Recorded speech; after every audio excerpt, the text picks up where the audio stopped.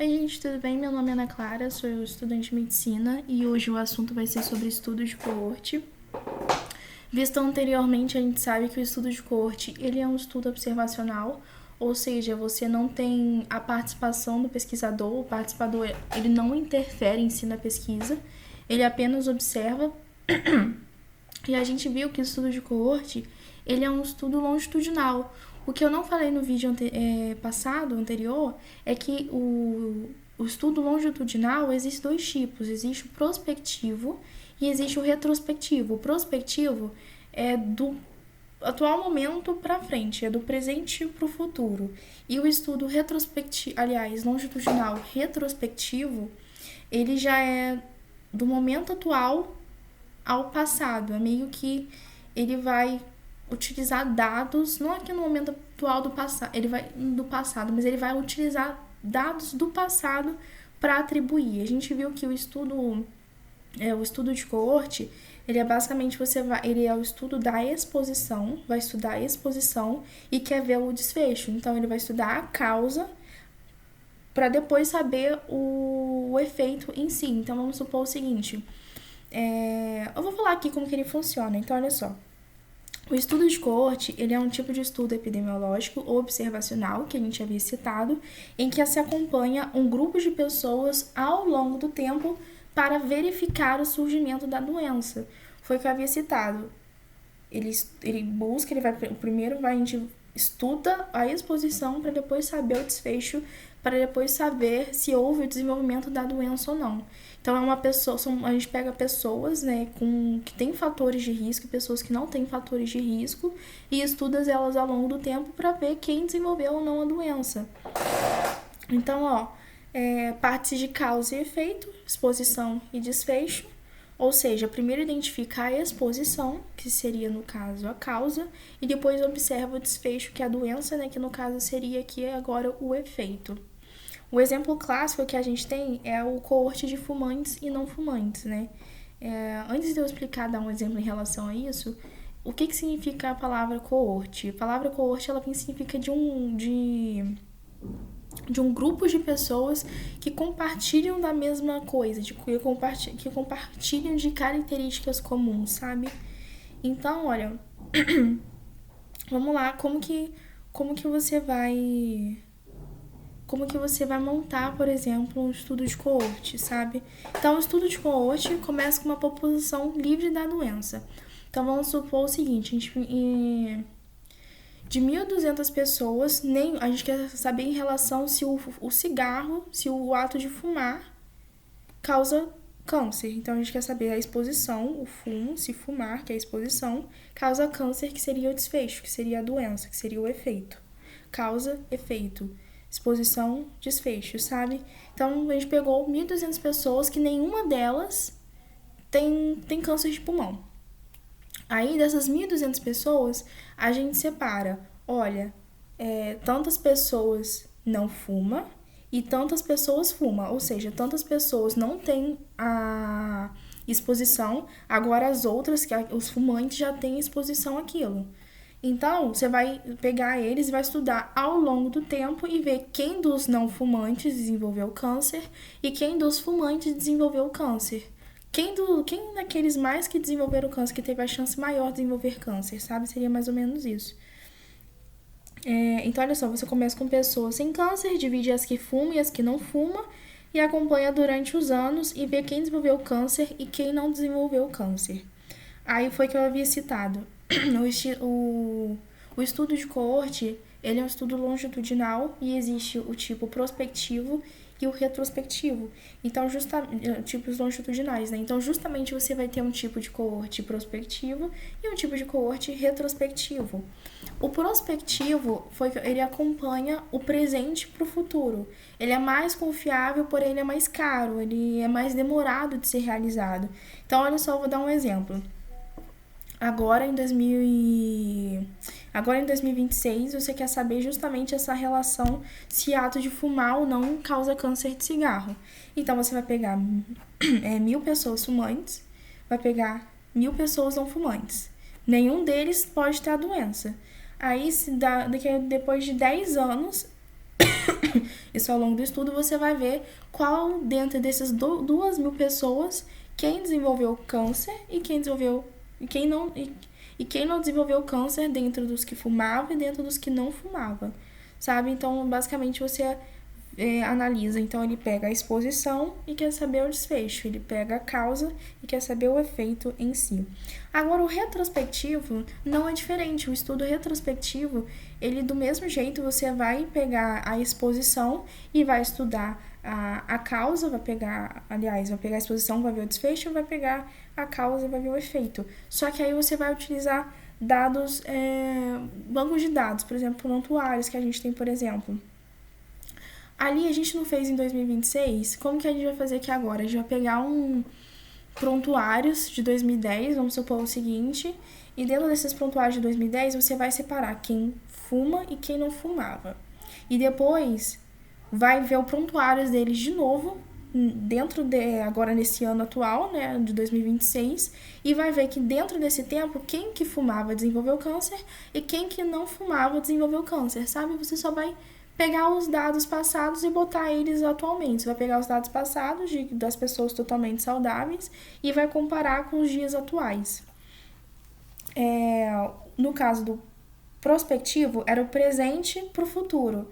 Do retrospectivo, você vai meio que usar dados do passado para o presente. Não é que vai ser do passado para o presente, porque se for do passado para o presente, aí já não vai ser mais o estudo de coorte, aí vai ser o caso clínico, como que era? Caso de controle que a gente havia citado. Lembra que aquele que começava pela doença queria saber como que era o desfecho, o efeito em si?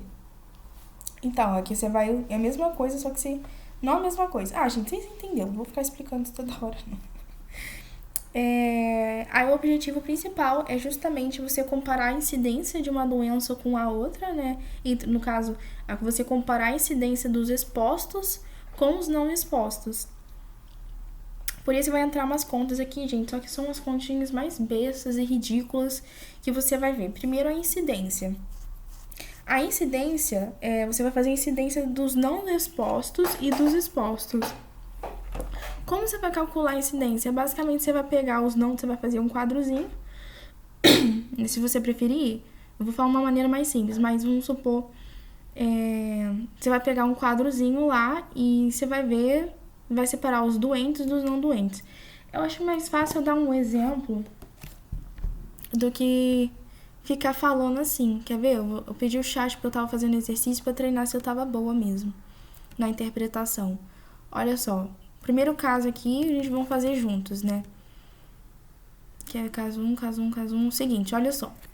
Um estudo de coorte acompanhou 2.000 indivíduos.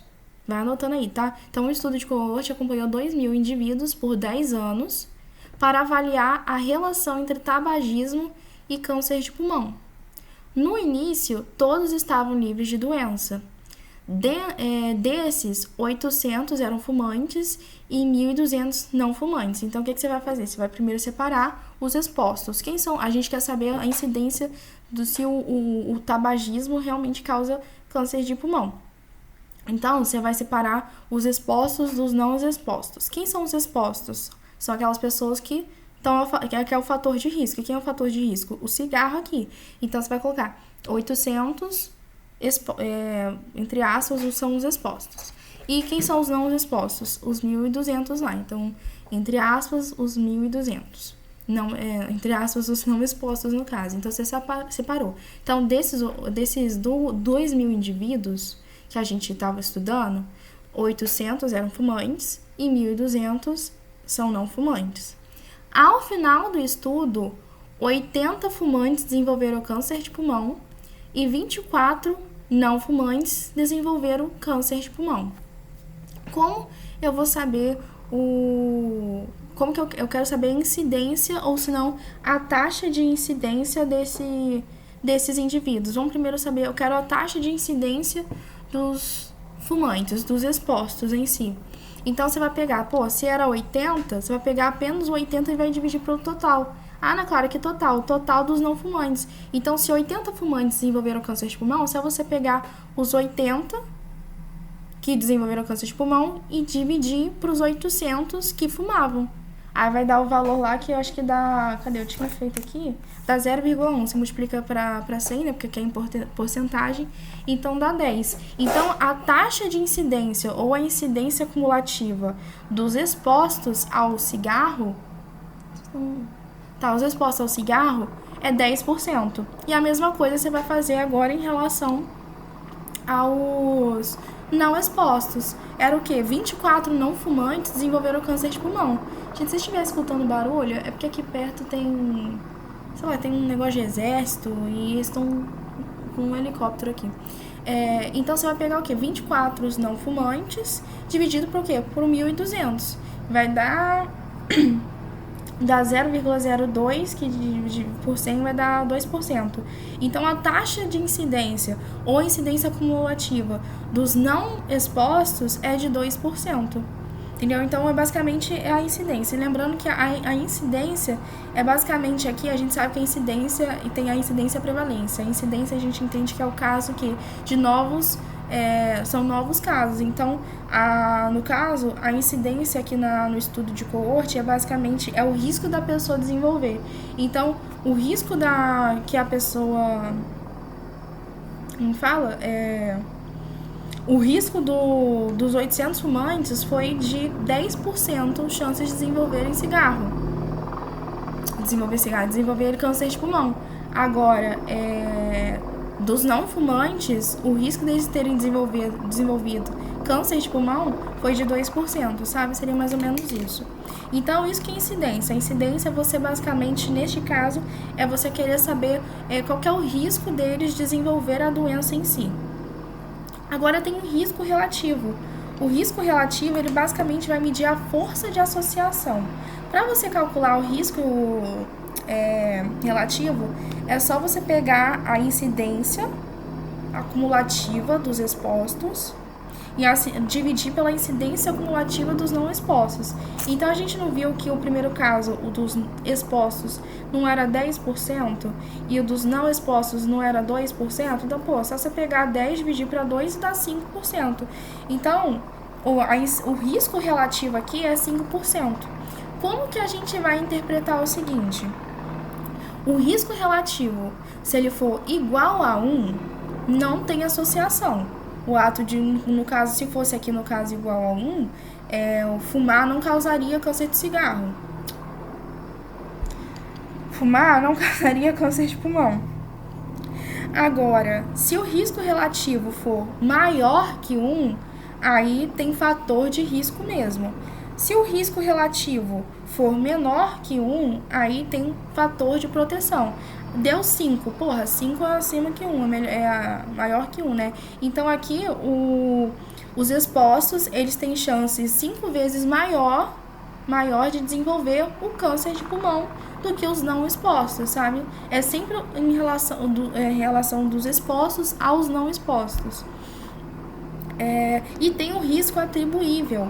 O risco atribuível, ele vai medir o quanto daquela exposição, o quanto daquela doença foi causada pela exposição. Então, vai medir o quanto daquele câncer de pulmão que as pessoas desenvolveram realmente foi causado pelo tabagismo, pelo ato de você fumar. E como que você faz isso? É só você pegar a incidência acumulativa dos não expostos e subtrair pela incidência acumulativa você vai pegar a incidência acumulativa dos expostos e subtrair pela incidência relativa dos não expostos.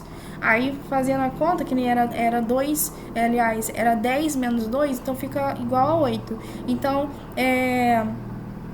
das 80 pessoas que desenvolveram câncer de pulmão, de 80 casos que desenvolveram câncer de pulmão, de 800 pessoas que fumavam,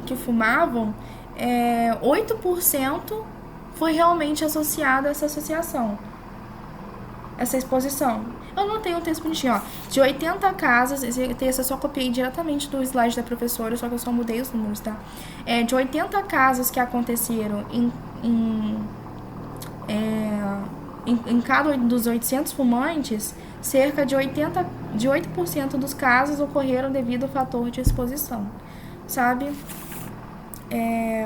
Vamos fazer mais um outro aí? Olha só, caso 2 aqui, ó. Pesquisadores avaliaram o impacto do sedentarismo no desenvolvimento de hipertensão arterial. Então, qual que é o fator, qual que é a causa aqui? O sedentarismo. E qual que é o desfecho? A hipertensão arterial. Foram acompanhadas no total 1.500 pessoas sem hipertensão no início. Dessas 1.500 pessoas, 900 eram sedentários e 600 eram ativos. Então, quem são o fator de exposição aqui? Os 900 e quem não é o fator de exposição? Os 600. Após 5 anos, 180 sedentários desenvolveram hipertensão e 60 ativos desenvolveram hipertensão. Quero que vocês calculem aí a incidência nos expostos, a incidência nos não expostos, o risco relativo e o risco atribuível. Pausa aí agora, faz a conta que eu vou falar o resultado, tá bom? Olha só como ficou. O risco, a incidência cumulativa, como que é o nome? Era a incidência cumulativa, se não taxa de incidência dos expostos é 20%. A incidência cumulativa ou taxa de incidência dos não expostos foi 10%. O risco relativo foi 2%, então as pessoas que têm sedentarismo têm o risco 2 vezes maior do que as pessoas de desenvolver hipertensão arterial do que as pessoas que são ativas. Agora, o risco atribuível, ele deu 10%. Então, de 180 casos que desenvolveram hipertensão entre os 900 sedentários, 10% foi devido a esse fator de exposição, sabe? Então, basicamente, essas são as contas no estudo de coorte. E a gente tem as vantagens e as desvantagens, tá? Ainda tem algumas informações aqui a se falar. Ó, quais são as vantagens de realizar o estudo de coorte? No vídeo anterior, eu havia citado que o estudo de coorte ele é bom para você saber a incidência. Então, justamente aqui, né, a gente calcula a incidência, né? Que é o desenvolvimento... quais são as chances, aliás... quais são as chances da doença... Não, como que eu tinha citado? Eu falei que a incidência são casos novos. Então, o quanto daquela doença, qual que é o risco da pessoa desenvolver aquela doença, né? Basicamente isso. Estabelece temporalidade, ou seja, é um estudo de longevidade, né? Seja retrospectivo ou prospectivo. Avalia vários desfechos e ele é útil para fatores de risco ou proteção. Desvantagem, que ele é muito caro, ele é muito difícil de fazer, ele é bem demorado, não tem randomização, tá? E agora aqui a gente tem os principais vieses, né? Os principais erros. O primeiro que a gente tem, que é a perda do segmento, que também pode ser chamado como dropout, sei lá como se fala, se for falar rápido, né? Dropout, ou se for lento, drop out, né? Que seria basicamente os pacientes, eles acabam abandonando o estudo no meio do caminho. Viés de seleção, não tem como você comparar os grupos aqui no caso, não é randomizado, né? O randomizado, você evita o viés de seleção, aqui você tem, infelizmente, esse viés de seleção. E o fator confusão também, que é basicamente, pode ter, por exemplo, no caso a gente está falando sobre câncer de pulmão, então, ó, o café parece causar o câncer, mas na verdade aqui os fumantes bebem mais café, entendeu? Tipo assim, esse fator de confusão é alguma coisa que acaba interferindo na pesquisa que faz você achar que aquilo é associação, mas não, na verdade é como se fosse uma coincidência, é um erro em si, né? E como você controla esses fatores de confusão? Restrição, se você colocar uma restrição na seleção dos pacientes, tem como você limitar esses fatores de confusão. O pareamento, você tornar as pessoas mais próximas umas da outra, terem características muito iguais, tipo assim, a mesma idade, a mesma cor de pele, sei lá, a mesma renda salarial, ou o mesmo tipo de alimentação, se a pessoa é onívora, se é vegana, sabe? É basicamente você tornar esses grupos semelhantes. E uma análise multivariada, né? Que, pra ser sincera, eu não entendi muito bem o que seria essa análise multivariada, mas eu acredito que seja, tipo... Não sei, na verdade, não sei mesmo. Enfim, gente, estudos de coorte é isso. Então, no estudo de coorte vai pedir pra gente calcular a incidência, que é a taxa, as chances de desenvolver a doença em si, que a gente tem, então a incidência acumulativa, se não taxa de incidência. Vai pedir pra gente calcular o risco relativo, aí a gente sabe que se for igual a 1, não tem associação. Se for maior que 1 é fator de risco, e se for menor que 1 é fator de proteção. E o risco atribuível, né, que é basicamente o quanto daquela doença realmente foi causada pelo fator de exposição, né. É isso, gente. Qualquer dúvida, deixa nos comentários, tá, que eu tentarei ajudar. Ou se não, manda mensagem no WhatsApp. Beijos, até a próxima.